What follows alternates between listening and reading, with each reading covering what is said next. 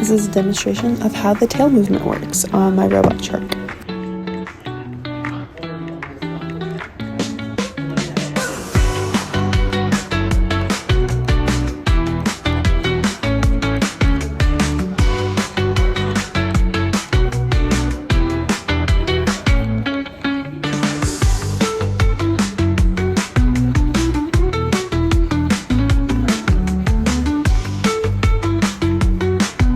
This is a close-up of the motor and how the motor works. There's also a battery inside which powers it, and you can get this little bit of closer up. All of this fits inside the body, which is 3D printed.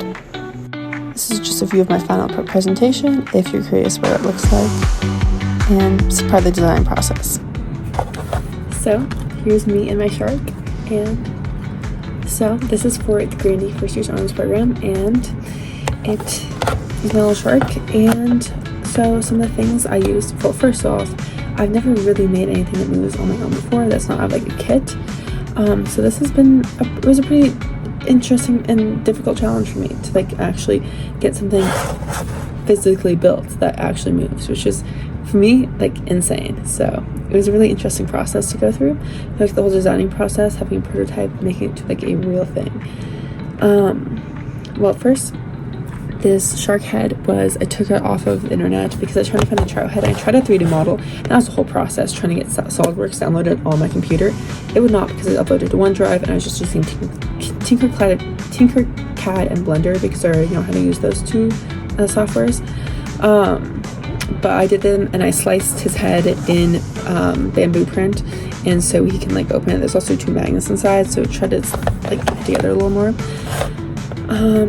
I also obviously used the 3D print lab as one of my maker spaces, and I 3D printed this body and the head. The tail's just made out of foam and a Lego piece, a Lego axle, a really long one actually. And then my other maker space I used was wood. As you can see, there's like this little, like, you can't really see very well, but there's this like wooden piece. I used the wood shop to cut that in, so the motor, see if you can get a little better view of it. The motor sits on top of this wooden block, and so this circle has room to spin around.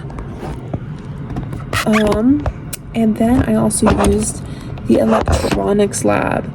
I used that, a CA, a climber's assistant / TA, if you don't know what that is, helped me solder my circuit because I was doing it wrong and the battery was overheating and I was going to start a fire. So that was fantastic.